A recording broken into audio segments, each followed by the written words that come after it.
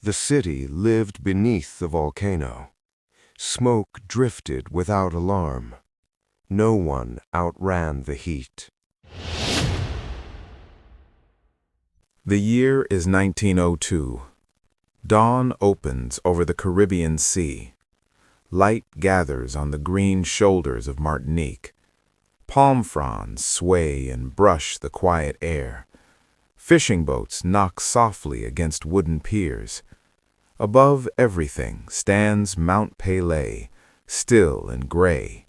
It watches the island like a patient guardian. Its slopes carry jungle, farms, and narrow footpaths. People say the mountain sleeps. Below the peak lies Saint-Pierre. The town glows in the first warm light. Streets of stone lead toward the crowded harbor. White sails stitch the blue line of the bay. Vendors arrange baskets of mango, bread, and flowers. Coffee steam rises from shaded verandas. A brass band rehearses near the square. Children run past with kites and tin drums. The air smells of sugar, spice, and salt. Life feels steady, bright, and secure. The island has known long seasons of peace. Trade brings coin, letters, and fresh ideas. Cafes hum with gossip and soft guitar chords. Local papers praise progress and modern taste. Governor's House gleams on a breezy hill. Grand homes line the lanes above the port. The town wears pride like a tailored coat. It trusts stone walls and clever engineering. It trusts its own reason and reading. Some recall old tales of smoke and ash. They dismiss them as distant and uncertain. They say the mountain breathes like any creature. They say a breath is not a threat. Evening drifts in with lavender light. Lanterns spark to life across the harbor edge. The sea mirrors 100 patient stars. Couples stroll the promenade and speak in low voices. Sailors trade rumors in doorways, tired but cheerful. A prayer floats from an open chapel. Soft laughter travels through the warm air. Somewhere behind the roofs, the summit smokes faintly. No one looks up at the quiet thread. The wind shifts and carries the smallest scent. It is a dry, sour trace upon the tongue. It lingers and then vanishes into the night. Dogs turn one circle and settle by the door. A horse snorts and stamps in its stall. Clouds close over the moon near the peak. The streets grow hushed without clear reason. The mountain waits and keeps its counsel. A steamer whistle calls from the outer roads. The sound rolls through warehouses and alleys. Dock workers finish and head toward home.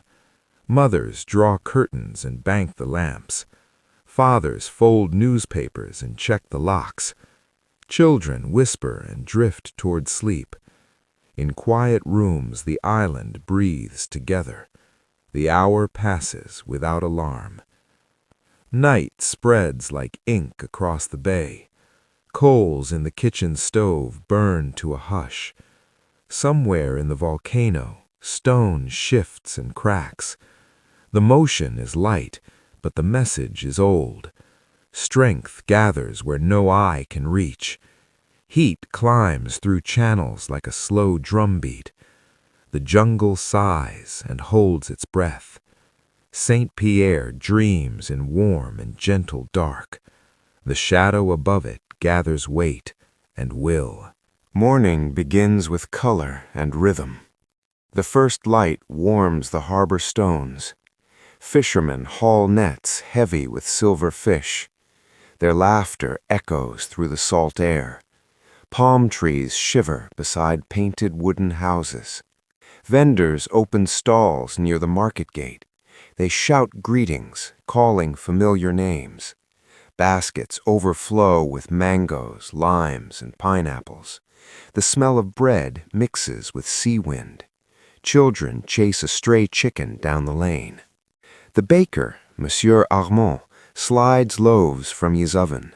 Steam curls upward like breath in prayer. His wife hums a song about the sea. Customers line up before sunrise, coins in hand. The street fills with talk of weather and ships. Down at the pier, sailors work in rhythm. They stack crates of rum, sugar, and spices. Flags from distant ports wave in the breeze. A steamer from France sounds its whistle. Letters, silk, and gossip arrive with the crew. In a nearby cafe, a young journalist writes. He watches the harbor through dusty glass. His notebook fills with dreams and ambition. He believes Saint-Pierre is the jewel of the Caribbean. He writes of progress, of light, of civilization. By mid-morning, heat gathers over the roofs. The streets shimmer like copper and glass. Women carry parasols between rows of shops. They buy fabric dyed in red and blue. A tailor measures sleeves while a radio hums softly. The town's rhythm feels safe, almost eternal. Church bells mark each passing hour. Carriages clatter, merchants argue, dogs sleep in shade. Mount Pelée towers above it all, distant and still. No one looks up for long. At noon, the market bursts with sound. Laughter mixes with bargaining voices and drums. A street musician plays a cracked guitar. Coins ring against his tin cup. The song drifts across the square like sunlight. A mother stops to rest beside a fountain. Her daughter balances fruit on her head. They smile, unaware of the ash on the breeze. It is faint, too fine to notice. The mountain hides its warnings in beauty. Afternoons slow beneath the bright sky. Men repair nets and talk of elections. Children run errands with pockets full of sweets. Tourists take photographs near the old fort wall. A breeze brings the faint sound of a church choir. In the upper district, the governor hosts guests. They sip wine and praise the calm weather. Someone mentions the smoke seen last week. He laughs it off and raises a glass. Mount Pelée sleeps, he says, and dreams of peace. Evening slides over the island like a soft cloth. Shadows lengthen on the cobblestones. The harbor glows with lamps and orange reflection. Couples walk beside the sea, their voices low. The air tastes of salt and warm sugar. From an open window, a piano begins to play. The tune drifts between the palm leaves. Somewhere, a dog barks at nothing. A fisherman hums along without knowing the melody. The sound of life feels endless and kind. Families gather for dinner and prayer. Children listen to stories about storms and saints. Grandparents speak of old battles and brave ships. The house smells of stew and cinnamon. Outside, night presses close but gentle. In the final hour before sleep, the town quiets. Smoke from kitchens rises toward the stars. Mount Pelée glows faintly in the distance. No one worries. They believe the light is only the moon. Saint-Pierre dreams in comfort, unaware that time is running thin. At first, the change feels harmless. A thin mist drifts across the slopes. It smells faintly of sulfur and rain. Some farmers notice dust on their fields. They brush it away and keep working. Each morning, a gray film covers the leaves. Goats refuse to graze on the hillsides. Birds fly low, then disappear toward the coast. Children draw shapes in the ash on windowsills. The mountain breathes, soft and steady, like sleep. By early April, the tremors begin. Cups shake on tables. Doors rattle in frames. People pause, laugh, and call it imagination. The governor assures everyone that all is well. He invites scientists from the observatory to inspect the crater. They climb through steaming ravines and black soil. The air near the summit burns their throats. Inside the crater, mud boils and rocks tumble. The men stare into the haze and say nothing. They descend quickly, faces pale, notebooks closed. In the city, rumors fill the streets. Some claim demons live inside the volcano. Others insist it is just restless weather. A priest preaches calm from the church steps. He says faith is stronger than fear. Ash begins to fall like slow snow. It clings to roofs, coats the harbor water, dims the light. Laundry turns gray before it dries.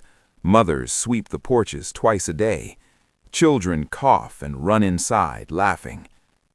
At night, a red glow circles the mountain's crown. It flickers behind clouds like a lantern under cloth. From the docks, sailors whisper and watch. The governor writes reports that sound confident. He forbids evacuation, fearing chaos and loss of trade. In the cafes, men argue over the news. One says the earth is shifting under God's hand. Another blames heat and pressure from the sea. The journalist from Part 2 fills his notebook again. He plans to publish a piece titled, "The Island That Never Fears." Mid-April brings thunder with no rain. A roar rolls across the bay and shakes the shutters. Cracks appear in garden walls and church floors. Still, the trams run and music plays at dusk. Saint-Pierre refuses to believe in danger. On the northern road, farmers flee with their livestock. They walk barefoot through falling ash toward the coast. Their carts creak under sacks of grain and cages of birds. City officials tell them to return home. They obey, ashamed to look afraid. One fisherman stays awake to watch the summit. He sees flashes of blue and white deep inside the cloud. He says it looks like lightning trapped in smoke. His wife tells him to sleep, but he cannot. He feels the sea pull strangely against his boat. Each night, the rumble grows louder and closer. It moves through the ground like a heartbeat. Dogs howl and windows hum with the sound. Even those who believe in safety stop pretending to rest. The volcano whispers in every dream. By the final days of April, the air burns to breathe. Smoke hides the sun, and the days turn copper. Officials plan a festival to calm the public. They decorate the square with flowers and banners. Laughter returns for one night only. But in the hills, darkness stirs again. The crater glows red like an open furnace. Ash falls thicker, and the rivers turn black. No one sees what the mountain prepares. It only waits for the right breath of wind. The first week of May arrives with strange quiet. The sea looks flat, almost made of glass. No wind stirs the palm leaves above the square. The air feels thick, heavy, and slow to breathe. Ash hangs between sunlight and earth like a veil. People still move through the streets, but slower now. They glance toward the mountain and then look away. A gray haze hides the summit most of the day. Each tremor makes cups jump and windows hum. No one wants to speak of fear out loud. At the port, ships rest uneasily beside their anchors. Sailors stand in clusters watching the sky. The harbor smells of metal and smoke. Some captains plan to leave before morning. Others wait for official permission that never comes. The governor insists there is no danger. He says the city is safe, that experts agree. He tells the papers that panic would be worse than ash. His words calm some, anger others, confuse the rest. Hope becomes easier to believe than truth.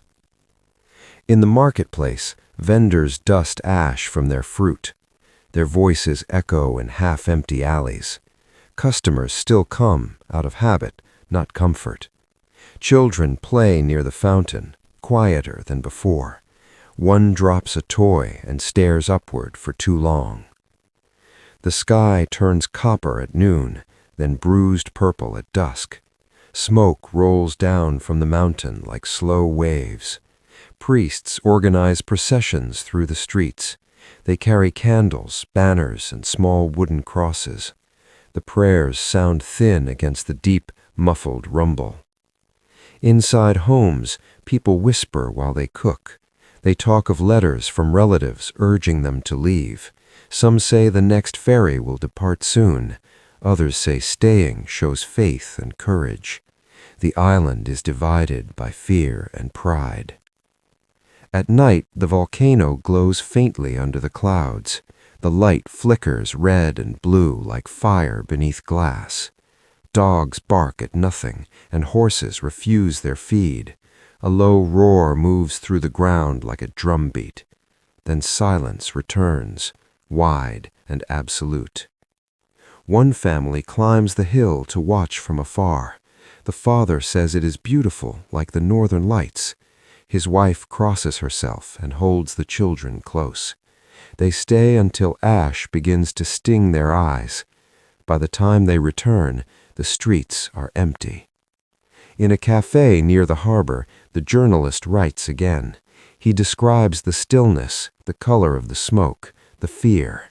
He wonders if this will be his last story.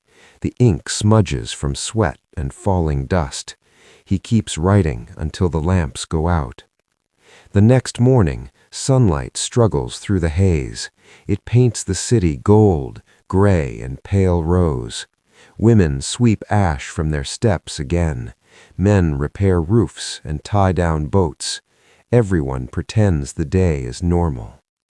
In the distance, Mount Pelée breathes once more. A puff of dark smoke curls into the air. It spreads like an opening flower, silent and vast. The sound comes later, deep and hollow. Some mistake it for thunder across the sea. The church bells ring for morning mass. People gather, dressed in their Sunday best. They sing softly, voices trembling on the high notes. Through the open doors, ash drifts like snow. The priest raises his hands and calls for calm. Beyond the city, the jungle grows quiet. Birds have vanished from the trees. The rivers run black and hot to the touch. In the crater, molten rock boils and gasps. The mountain holds its breath, waiting for release. And below, Saint-Pierre carries on. Children recite lessons, lovers whisper, merchants count coins. Life clings to its pattern for one more night. The air shivers, heavy with promise and dread. Dawn is coming, and with it, the end of calm. The morning of May 8th begins in calm. The sky above Saint-Pierre glows pale gold. The sea rests like glass against the docks. A breeze drifts through the streets carrying the smell of sugar and smoke. The church bells ring for mass, slow and steady. Women walk with children dressed in white. Men in suits adjust their hats and smile. The baker opens his shop as always. The cafe serves strong coffee and sweet bread. No one knows they have less than an hour to live. At the edge of town, the volcano moves. A deep rumble rolls beneath the ground. Windows tremble, horses rear, dogs cry out. The mountain opens its mouth in fire. A roar louder than thunder splits the morning sky. From the crater bursts a cloud black as night. It rises, folds, and then rushes downward. A wall of fire, ash, and gas races to the sea. It moves faster than a storm, faster than sound. The earth shudders, and the air becomes flame. At the harbor, sailors freeze at the sight. The cloud sweeps over the ridge like a living thing. It engulfs the first row of houses in seconds. Roofs explode from pressure. Walls vanish in fire. People run, but there is nowhere to run to. Heat sears the skin before the flames arrive. Breath burns in the lungs. Eyes melt from sight. The air itself turns solid with ash and death. Screams last only a heartbeat before silence takes them. The city becomes a furnace. A steamer anchored offshore watches in horror. Sailors shout, but their voices cannot cross the wind. A single flash blinds them even from the water. They see Saint-Pierre disappear beneath a rolling sea of fire. The captain orders the engines to reverse. Too late. The pyroclastic surge slams into the harbor. Ships ignite like paper and collapse into boiling waves. Wood, iron, and flesh turn to ash in the same instant. The sky darkens as smoke climbs 7 miles high. Daylight ends before the clock strikes 8. Inside a stone prison near the center of town, a man wakes. He was locked away for a brawl and drunkenness. Thick walls protect him from the first blast. Flames roar past the cell window, devouring everything outside. He screams, not from pain, but from silence. A few streets away, the journalist drops his pen. He tries to run toward the harbor, but falls. The heat steals his breath before he can shout. His last sight is the church tower collapsing in fire. His final thought is unfinished, like his story. The eruption lasts only minutes. The city that lived for centuries ends in one breath. 30,000 people die where they stand. Streets, gardens, and houses melt into one shape. Only stone foundations and ghosts remain. By noon, the sea is covered with floating debris. Ash falls like rain, soft and soundless. The mountain stands calm again, silent and bright. Its smoke twists slowly into the upper air. The wind carries the dust toward the open ocean. Miles away, survivors on ships watch the sky darken. They smell sulfur and burning flesh carried on the breeze. Some pray, others sit in stunned quiet. The captain lowers his hat and says no words. They have seen the end of a city and the proof of nature's power. When the light fades, the island is unrecognizable. Saint-Pierre is gone, erased, scorched into memory.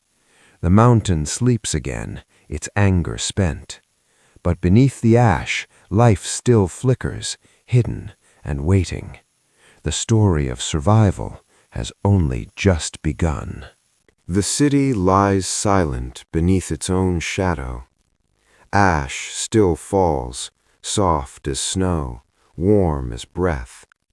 Where streets once shone with music, only gray remains. The air is thick with dust, smoke, and memory. Yet beneath the ruin, a few hearts still beat. Inside a collapsed prison, one man wakes to darkness. His name is Auguste. He cannot see, cannot move, but he is alive. The walls that trapped him have saved him. He hears nothing but his own ragged breath. Heat presses through the stone, baking the air. He crawls toward the small gap where light once was. His hands burn against the metal bars. Outside, the ground glows red with fading fire. The smell of death and sulfur fills his lungs. He shouts, but no one answers. He waits through hours that feel endless. When rain begins to fall, it hisses on the hot ground. Steam rises, mixing with the fog of the dead. Auguste drinks the water from his hands and weeps. Not far away, a young girl drifts at sea. She had fled the harbor in a small wooden boat. The blast threw her into the waves, but she clung on. Her hair is covered with ash, her lips cracked with salt. She whispers the names of her parents into the wind. The boat drifts through floating wreckage and smoke. Pieces of roofs, chairs, and half-burned fruit trees pass by. She sees birds circling above the haze. She takes it as a sign of life. The sun rises behind a wall of gray.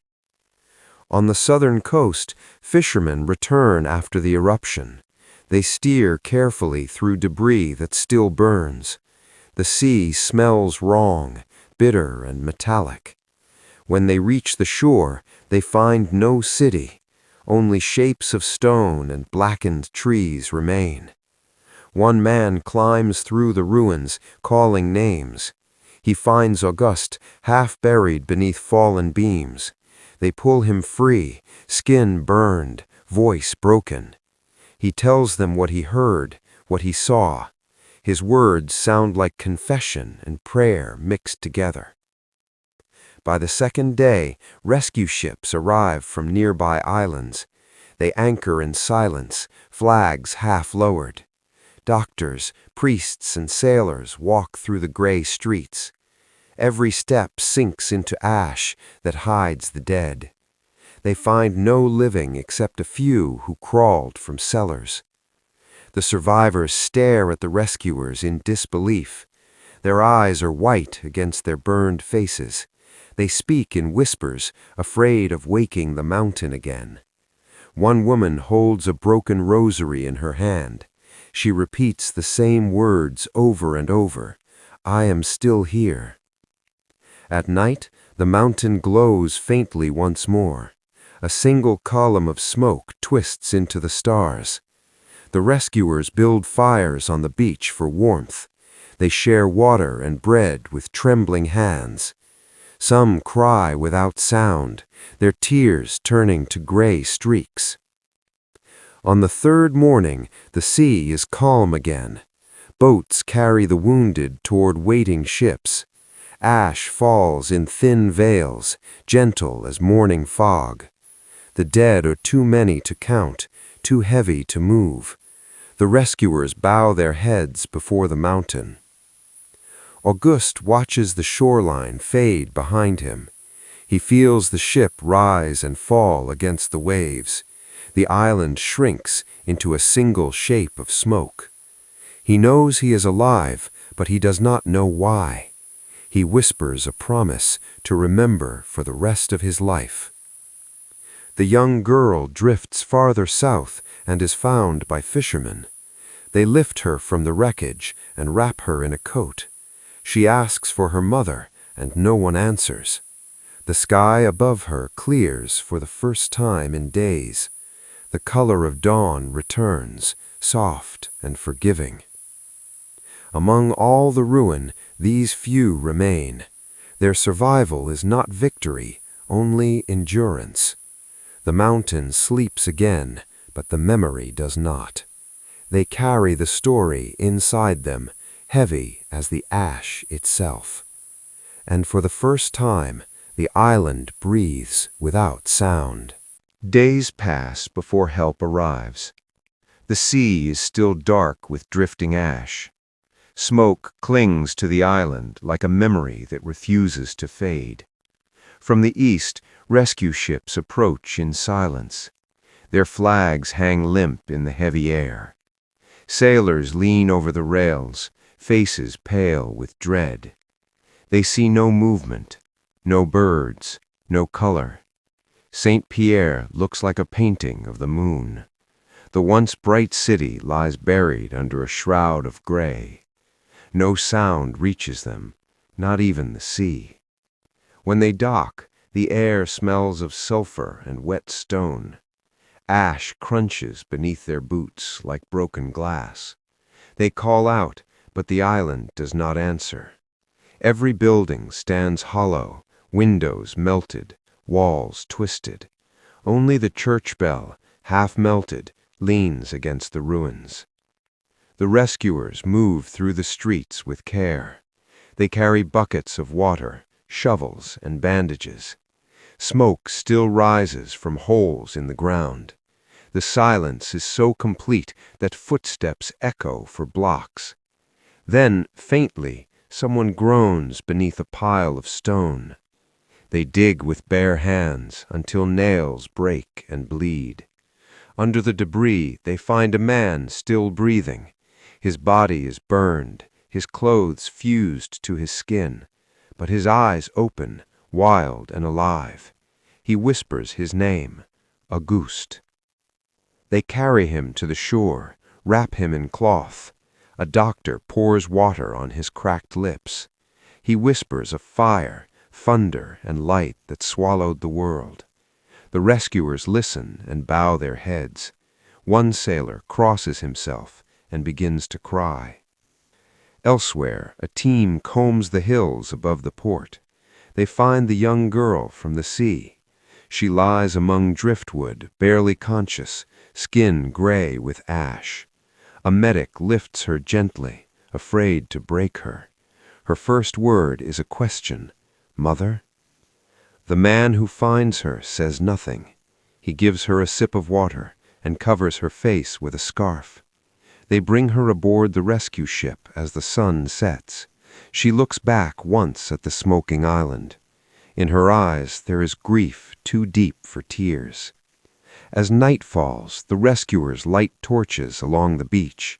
The glow flickers over the wreckage like candlelight at a vigil. They mark the streets where the living might still be found. Doctors tend to the wounded, washing burns with seawater. Priests move among them, whispering prayers of mercy. From the ships offshore, lights blink in the darkness. Messages in Morse code ask for supplies and medicine.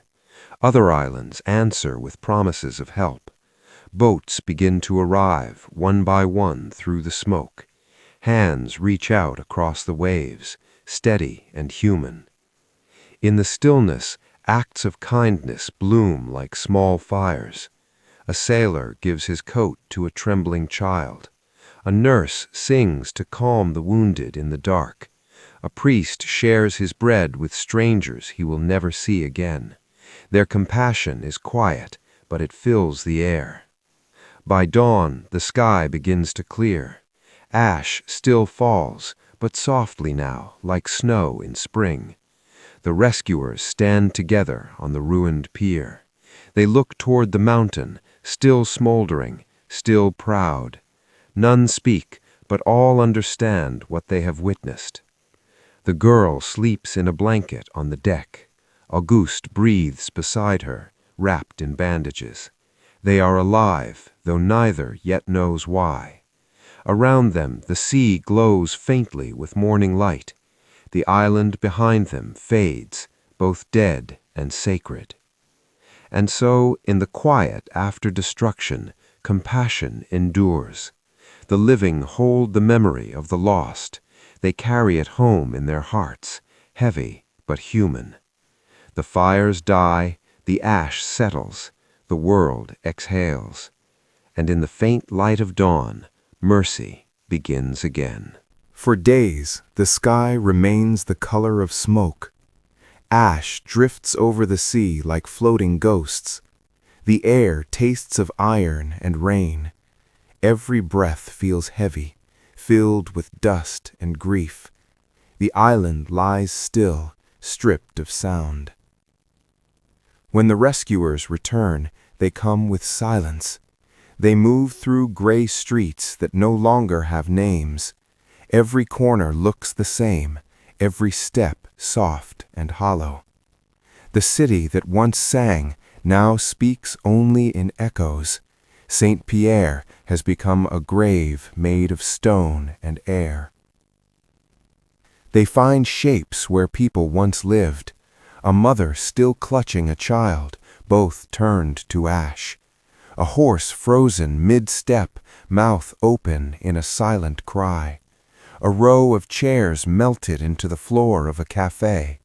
Time itself seems burned away. Doctors record what they can, though the task feels endless. Every face they uncover is a reminder, not a number. Some bodies crumble when touched, too fragile to move. Others lie perfectly preserved, their final expressions clear. They seem to sleep under a thin gray blanket. Priests walk through the ruins, reading prayers aloud. Their voices tremble, but the wind carries each word. No church stands, yet faith clings to the ashes. They bless the air, the ground, and the dead. Then they kneel, unsure what mercy still means. On the shore, the sea is filled with driftwood and wreckage. Fishermen gather what the waves return. They find rings, coins, and fragments of letters. Each object becomes a story, each story a wound. They keep them in silence, unable to throw them away. Across the Caribbean, word of the disaster spreads. Newspapers print the same black headlines in disbelief. Ships lower their flags and hold moments of mourning. Poets write verses that no one finishes reading. The tragedy feels too large for language. At night, the island glows faintly under starlight. Rescue fires burn on the beach like red eyes in the dark. The smell of wet ash lingers for miles. In nearby towns, families listen to the wind. They hear whispers that sound like voices calling home. Among the survivors, silence becomes a kind of prayer. Auguste sits by the water, wrapped in bandages. He cannot forget the heat or the screams. He dreams of faces that vanish when he wakes. He keeps asking why he alone was spared. The young girl, now safe on another island, stares at the horizon. She draws pictures of her home in the dust. Every morning she watches for smoke on the sea. When she sleeps, she dreams of fire that will not end. But when she wakes, she feels the wind and breathes again. Weeks pass, and the mountain grows calm once more. The crater cools, the air clears, birds return. But the land remains scarred, stripped of its color. The people who come to rebuild walk like pilgrims. They speak softly, afraid of waking the past. A monument is built near the ruined harbor. It is simple, made of black stone and names. Each name carved there feels like an echo. Visitors leave flowers that turn gray within a day. Still, the gesture matters more than the bloom. The island lives, though it will never be the same. Grass begins to push through the ash. Small trees bend in the wind, but do not break. Nature heals, but memory holds its scars. Even silence here feels sacred, like a hymn. And as the sun sets, the sea turns to silver. Waves lap gently against the burned shore. No sound of pain, only the breath of water and wind. Saint-Pierre is gone, but its spirit lingers. It lives inside those who remember, quietly and forever. Years pass, and the world moves on. The sea forgets the sound of fire. The sky above Martinique turns blue again. Ships return, ports reopen, and trade resumes. But the name Saint-Pierre carries a shadow. Travelers visit the ruins like a shrine. They take photographs and whisper to each other. Guides tell the story of the eruption, smooth and practiced. They point to blackened stones and melted bells. Few mention the faces, the voices, the lives once there. The survivors fade into rumor and myth. Auguste becomes a symbol of endurance. Some call him the man who rose from hell. Others doubt his story, claiming no one could survive that fire. He smiles at both, tired of proving he still exists. He works quietly near the harbor, years later rebuilt. Each morning he looks toward the mountain. It stands calm now, almost beautiful in the distance. Children play near the water, unaware of what once was. He watches them, feeling both joy and ache. The young girl grows up far from the island. She remembers the color of the ash, the heat of the sea. She dreams of voices calling from smoke. In her sleep, she walks through streets that no longer exist, but when she wakes, she writes their names in a notebook. Her pages fill with fragments and questions. She writes of the baker, the sailor, the mother at the fountain, of laughter before the ash began to fall, of the sound of bells and waves and wind. She writes not to remember, but to keep them alive. In France, newspapers print anniversaries every decade. Headlines shrink, stories shorten, names disappear. The tragedy becomes a paragraph in a history book. Students read it, then turn the page. But somewhere the mountain still remembers. Locals tell quiet stories night near the coast. They say lights sometimes move above the crater. They say voices whisper when the wind shifts south. Fishermen swear they hear laughter on calm nights. The island breathes, but never forgets its dead. One stormy evening, Auguste visits the memorial. He carries a single candle in a glass jar.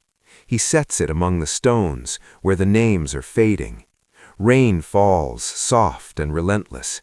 He whispers the words, "I remember," for them and for himself. The candle flickers, bends, but does not die. He feels the heat on his face and shivers. Around him, the wind moves through the ruins like breath. He closes his eyes and hears distant music. It is the sound of a city before the fire. Far across the sea, the young woman still writes. She sends her stories to magazines, to anyone who will listen. Some are published, others lost to drawers and dust. Each one carries the echo of the island's heart. Decades later, tourists walk through rebuilt streets. Shops sell postcards of the old disaster. Children chase pigeons where the church once stood. No one knows the ground still holds their ashes. The city smiles, rebuilt on quiet bones. Time buries even grief beneath new stories, but the forgotten remain, patient and unseen. They live in the corners of dreams and memory. Every gust of wind carries a whisper of their names. They are gone, but they are not lost. And when night comes, the mountain glows faintly again, a red pulse, brief and soft, deep within the crater. It is not anger, only remembrance. The earth itself seems to breathe their memory, for what is forgotten is only waiting to be told again. Morning returns to the island with quiet grace. The sea glimmers like polished glass under pale sunlight. Wind moves through new grass growing over old ash. The mountain stands calm, its edges softened by time. The world has turned, yet something sacred remains. Saint-Pierre no longer burns or mourns. It breathes again through every leaf and wave. Birds nest in cracks of blackened stone. Children laugh where prayers once echoed through dust. Life always finds its way back to silence and song. Years have reshaped the island, but not its soul. New towns rise, new faces arrive, new music fills the air. The people remember without fear now. They tell the story not to weep, but to understand. Their voices hold both sorrow and pride. Every May, candles light the rebuilt harbor. Boats float in rows like glowing petals on water. Families gather to speak the names of the lost. They share food, stories, and songs that drift into the night. The air smells of salt, flowers, and memory. Visitors come from far away to stand in that light. They touch the stones still warm with history. They listen to guides who speak softly of the eruption. Some leave in tears, others in quiet wonder. All leave carrying a small piece of the island's heart. In the museum near the hill, relics fill glass cases, a twisted bell, a melted cup, a child's shoe. Beside them, photographs of the city before the fire, faces smiling, streets alive, waves breaking in sunlight. The captions read not tragedy, but testimony. Outside, the wind hums through the palm trees. It sounds like voices carried across a century. The mountain looms above, silent but awake. It has become both witness and guardian. Its shadow reminds all who see it what remains possible. Auguste's story is now legend, retold in every classroom. Children draw the volcano in chalk and color. Teachers speak of courage and fate intertwined. They tell how one man lived when the world turned to fire, how his breath became the memory of thousands. The young woman's writings are finally found and published. Her notebook, filled with names and fragments, becomes a book. Readers cry over the simplicity of her words. She never asked for fame, only remembrance. Her story travels farther than the ash ever did. Generations later, ships still cross these same waters. At night, their lights shine where the old harbor once burned. The sea reflects both past and present together. Every ripple seems to whisper the same truth. From ruin, beauty still rises, quiet and sure. In a garden near the memorial, lilies bloom every spring. They push through soil once filled with smoke and bone. Their petals are white, unmarked, unafraid. Visitors bend to smell them and close their eyes. The scent is clean, like forgiveness. And when dusk falls, the island glows once more, not with fire, but with the warmth of memory. The stars return, bright and steady above the sea. The mountain sleeps under their watchful light. Peace, at last, feels real again. The story of Mount Pelée belongs to the earth now. It lives in the soil, the sea, the hearts of those who listen. It reminds the living that time heals but never erases, that life and death share the same breath, that even ashes can hold light. And so the narrator's voice fades into stillness. The waves break softly. The wind sighs through grass. The island sleeps, timeless and alive. Saint-Pierre endures not as a ruin, but as a reminder. From fire came memory, and from memory, peace.